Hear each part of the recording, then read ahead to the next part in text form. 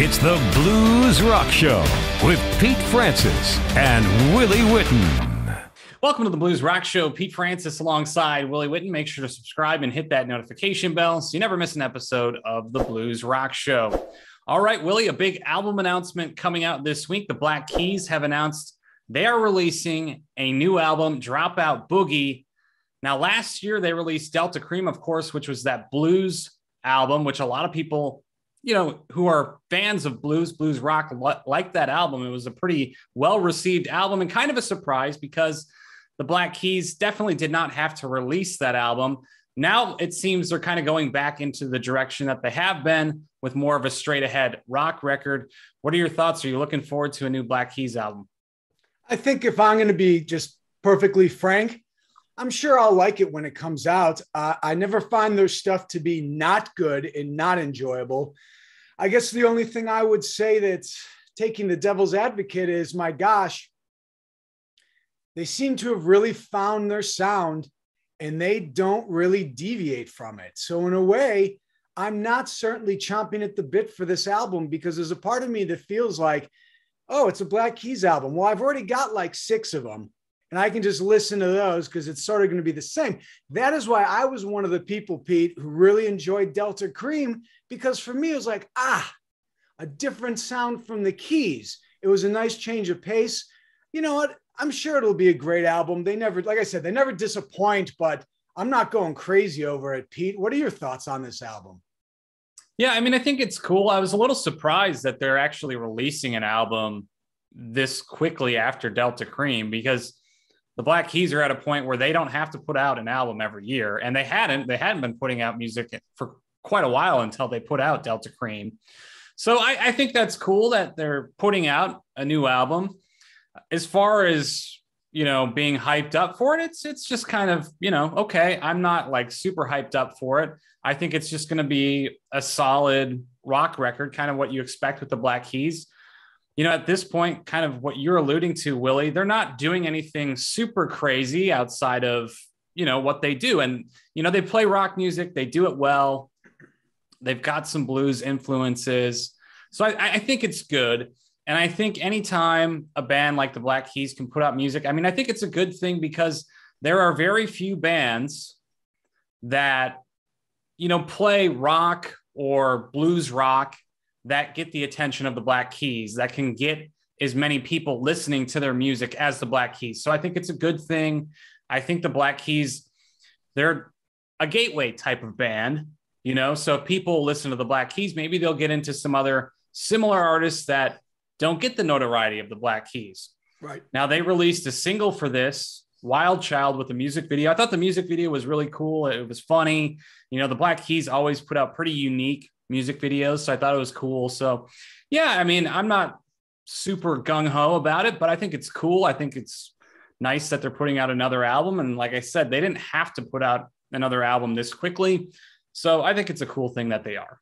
Yeah. And, when you speak about the music video as well, I do give them a lot of credit. They're a band that does some artsy things, but at the same time, they don't take themselves too seriously. And right.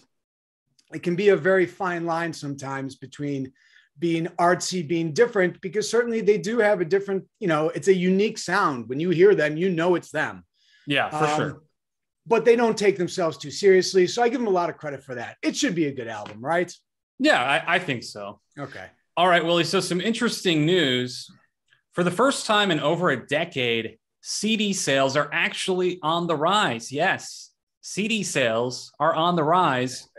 And that's, with the dominance of streaming today.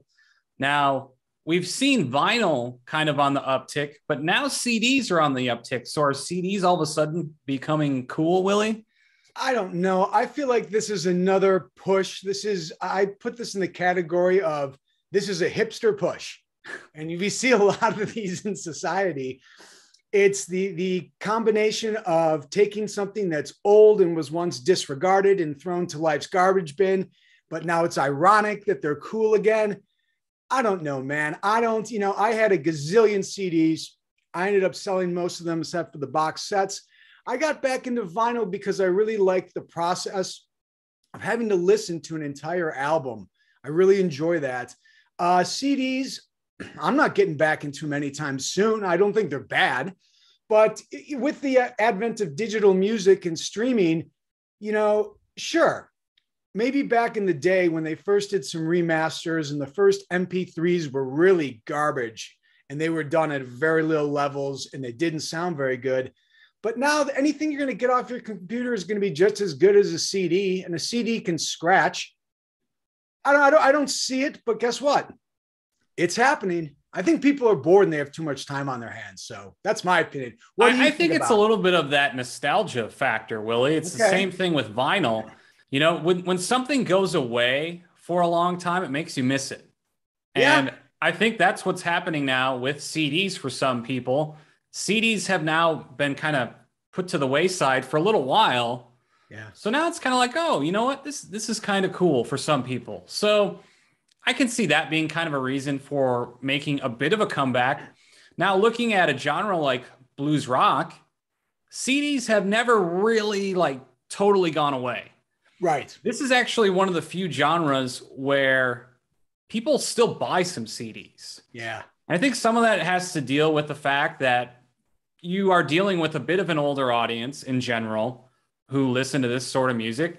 The type of people who go to shows, live shows, are still a lot of the type of people who will go buy a CD at the show. Sure. So I think for this genre, I think that's good news for a lot of artists in this genre that more people are buying CDs again. And it's kind of, it's different actually having that physical product. Yeah. So it's there. I think it makes you remember things a bit more when you actually have the physical product as opposed to streaming. Yeah.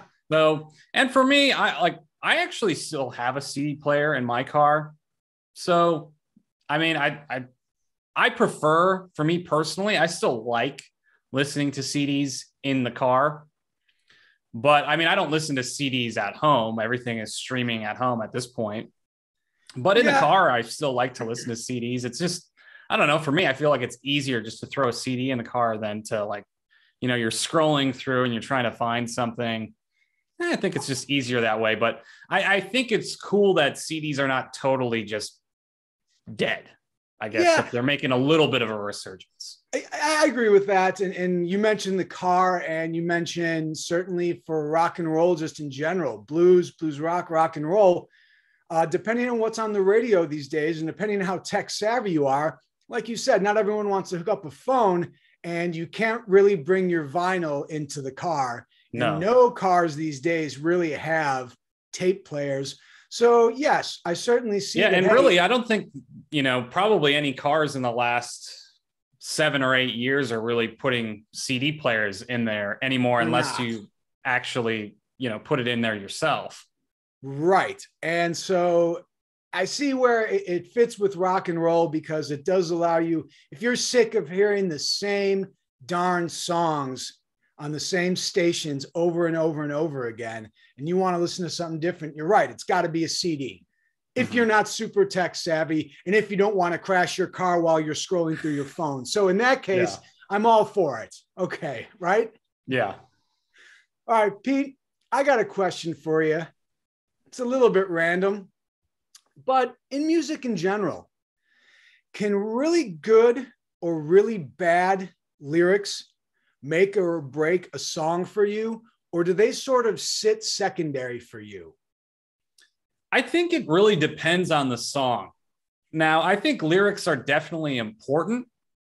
I will say this: if the song has just a really good hook, a really strong chorus, sometimes the lyrics don't matter as much.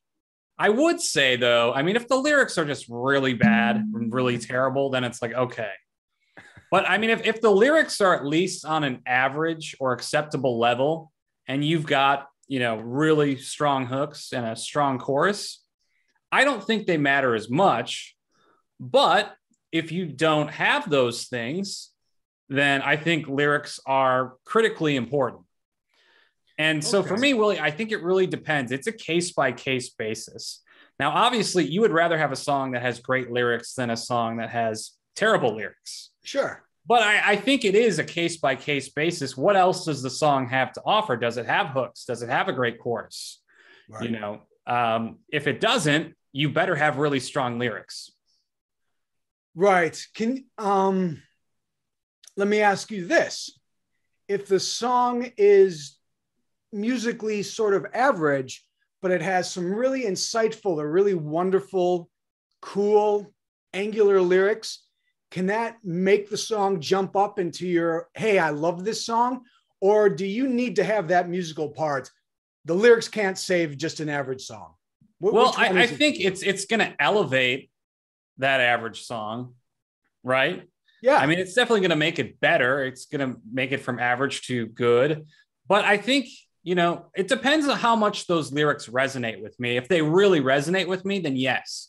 But at the end of the day, I think for a song to be truly, truly great, you still got to have hooks. You know, if you've got fantastic lyrics, but there's no hook, you know, the chorus is boring, there is no chorus. I mean, it's hard for me to say it's a truly great song. Okay. Because I'm thinking about great songs, they stick in your head, right?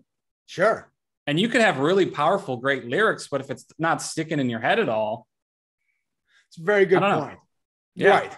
You're probably not going to like memorize a bunch of lyrics unless you're singing along to them.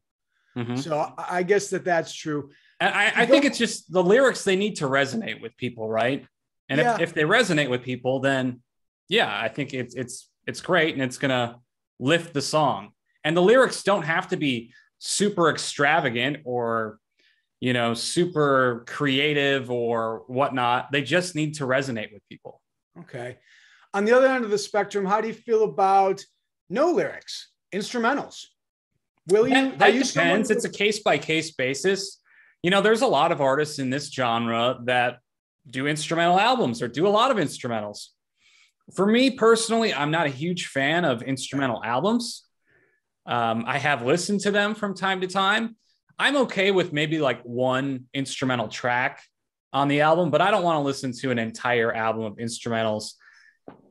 There are very few instrumentals, I would say, that like really like move me. Okay. I'll give you a couple examples of instrumentals that I really like. John Butler has a song called Ocean. I don't know if you've ever heard that. I haven't, but I'll check it out. If you have not checked that out, check it out on YouTube. It's truly like phenomenal. Philip Sayce, Alchemy, I think is a great instrumental. You know, songs like that really pull the listener in and grab them. But I think it is extremely difficult to write an instrumental that people are going to go back to over and over and over again.